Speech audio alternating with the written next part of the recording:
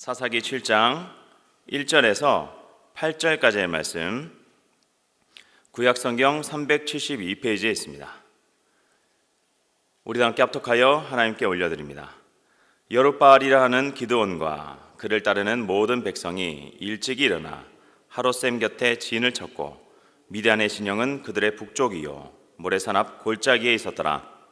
여호와께서 기드온에게 이르시되, 너를 따르는 백성이 너무 많은즉 내가 그들의 손에 미디안 사람을 넘겨주지 아니하리니, 이는 이스라엘이 나를 거슬러 스스로 자랑하기를 내 손이 나를 구원하였다 할까 함이니라. 이제 너는 백성의 귀에 외쳐 이르기를, 누구든지 두려워 떠는 자는 길라산을 떠나 돌아가라 하라 하시니, 이에 돌아간 백성이 22,000명이요 남은 자가 10,000명이었더라. 여호와께서 또 기드온에게 이르시되, 백성이 아직도 많으니 그들을 인도하여 물가로 내려가라. 거기서 내가 너를 위하여 그들을 시험하리라. 내가 누구를 가리켜 내게 이르기를 이 사람이 너와 함께 가리라 하면 그는 너와 함께 갈 것이요, 내가 누구를 가리켜 내게 이르기를 이 사람은 너와 함께 가지 말 것이니라 하면 그는 가지 말 것이니라 하신지라. 이에 백성을 인도하여 물가에 내려가매 여호와께서 기드온에게 이르시되, 누구든지 개가 핥는 것 같이 혀로 물을 핥는 자들을 너는 따로 세우고, 또 누구든지 무릎을 꿇고 마시는 자들도 그와 같이 하라 하시더니, 손으로 움켜 입에 대고 핥는 자의 수는 300명이요 그 외의 백성은 다 무릎을 꿇고 물을 마신지라. 여호와께서 기드온에게 이르시되, 내가 이 물을 핥아 먹은 300명으로 너희를 구원하며 미디안을 내 손에 넘겨주리니, 남은 백성은 각각 자기의 초소로 돌아갈 것이니라 하시니, 이에 백성이 양식과 나팔을 손에 든지라. 기드온이 이스라엘 모든 백성을 각각 그의 장막으로 돌려보내고 그 300명은 머물게 하니라. 미디안 진영은 그 아래 골짜기 가운데에 있었더라. 아멘. 어제의 본문까지는 하나님께서 기드온을 세우시는 모습을 보셨을 것입니다. 의심 많고 믿음이 약한 기드온에게 하나님께서 몇 차례나 이적을 행하심으로써 믿음을 더하게 하셨습니다. 사실 이러한 모습은 기드온뿐만이 아닙니다. 저희들도 늘 의심을 가지고 있지 않습니까? 의심이 오는 것은 잘못이 아닙니다.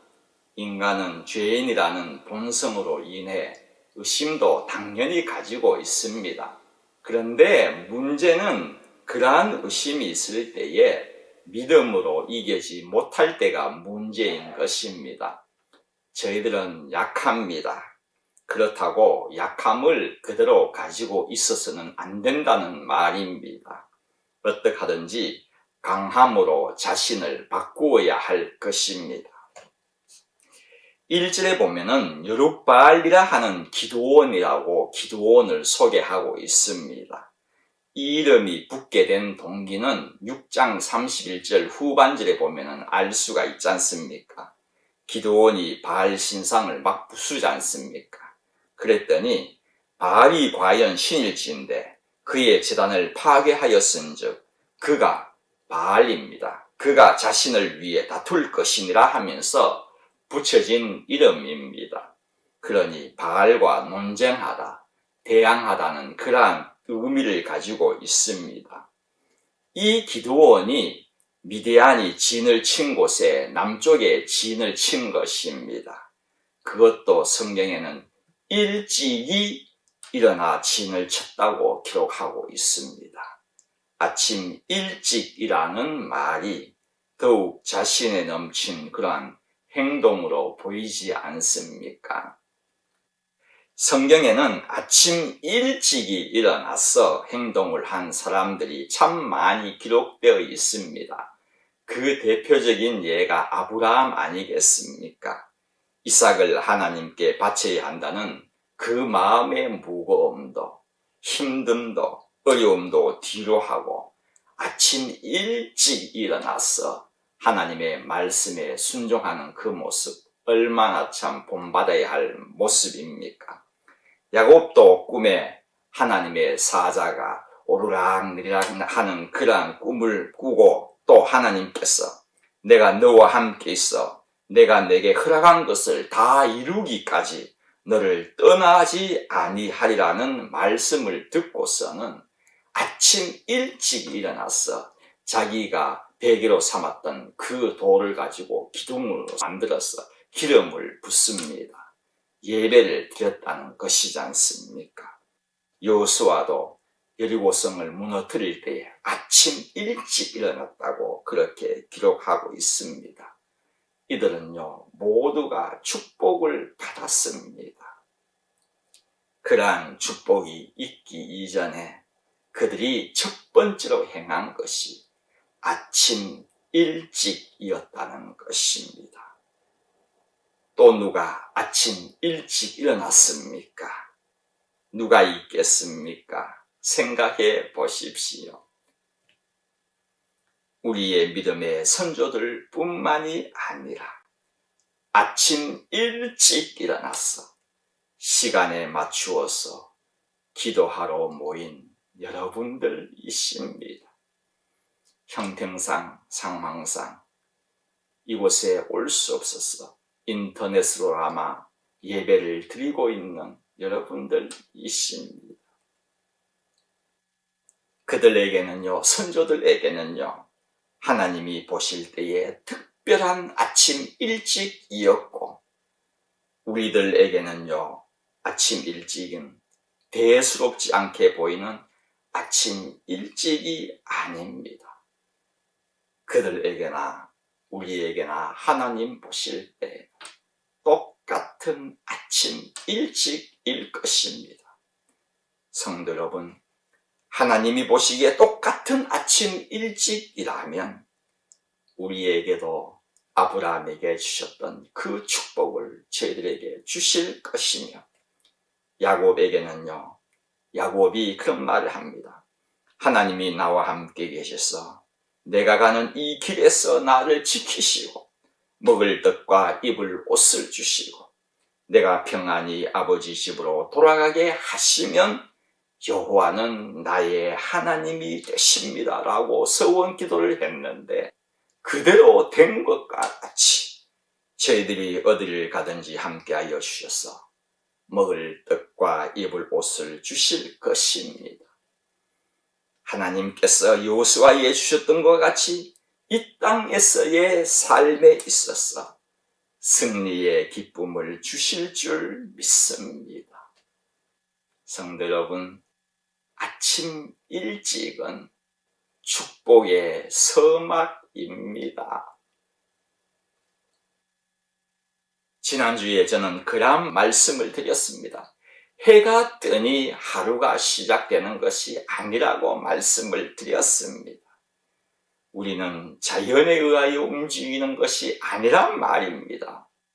빛 대신 주님 한 분으로부터 생명이 주어짐으로 오늘의 하루가 시작이 되는 것입니다. 그 주어진 생명으로 하루가 시작된 때에 첫 번째로 행한 일이 아침 일찍 일어나서 하나님 아버지 앞에 예배드리고 기도드리는 그 모습. 물론 우리에게는요, 아브라함과 같이 자식을 바치기 위한 그러한 위대한 일을 행하기 위한 아침은 아닐지라도 주어진 생명으로 하루가 시작된 때 평소에도 늘 하던 대로 가장 먼저 주님 앞에 나와 있는 우리들을 결코 하나님께서는 빈손으로 돌려보내지 않으시고 분명히 응답하여 주실 것을 믿습니다. 기드온은 지금 하나님이 함께 하심을 믿고 싸울 준비를 하기 위해 가지고 전 지파에게 사자들도 보내고 백방으로 뛰어다녔다고 생각합니다. 이 소식을 접한 백성들은 그랬을 것입니다. 어떤 사람들은 친구들에게 우리 민족을 위하여서 싸우러 가는 것이니까 같이 가자고 했던 사람들도 있을 것이고, 무엇보다도 지금까지 얼마나 압제를 받아왔습니까? 어떤 사람들은 내 손으로 원수를 갚겠다고 뛰쳐나온 사람들도 있을 것이고, 내가 가지 않으면 누가 싸우러 가랴 하면서 나온 사람들도 있을 것입니다. 그렇기 때문에 32,000명이나 모인 것 아니겠습니까? 이들을 이끌고 진을 친 것입니다. 기드온은 얼마나 자신만만했겠습니까? 무엇보다 하나님이 함께 하신다는 약속도 있었지 않습니까? 그것도 그 약속을 확인하기 위하여서 양털에만 이슬이 맺히게 해달라고 부탁했을 때에는 하나님께서 그렇게 해주셨고, 양털에만 이슬이 없게 해달라고 그렇게 했을 때에는 하나님께서 그 양털에는 이슬이 맺히지 않게 그렇게 하셨지 않습니까? 이러한 이적을 보여왔었지 않습니까? 이렇게 덤벼오기만 해라고 하면서 진을 쳐 있는 그에게 재롱이 걸린 것입니다. 하나님께서 너무 많다 하시면서 돌려보내라는 것입니다. 여러분, 이 말씀에 느낀 것이 없습니까? 결과적으로는 300명만 남지 않습니까? 이럴 줄 알았다면은 하나님 처음부터 300명만 모으라고 하시지 왜 이렇게 나를 고생시키십니까? 그렇게 생각은 되지 않습니까? 아니면은 각 지파별로 한 20-30명만 모아가지고 보내도 되는 것 아닙니까? 그런 생각이 들지 않습니까? 그렇게 했더라면은 8장에 보면은요, 에브라임 지파들이 화가 엄청 났습니다. 왜 우리만 빼놓고 너희들만 모였느냐는 그러한 것이거든요.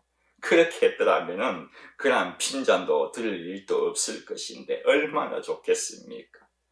애써 모아놨는데 돌려보내야뇨.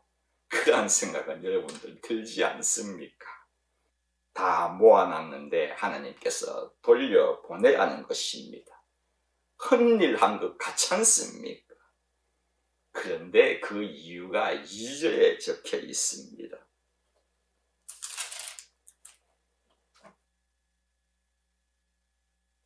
여호와께서 기드온에게 이르시되 너를 따르는 백성이 너무 많은즉 내가 그들의 손에 미디안 사람을 넘겨주지 아니하리니 이는 이스라엘이 나를 거슬러 스스로 자랑하기를 내 손이 나를 구원하였다 할까 함이니라.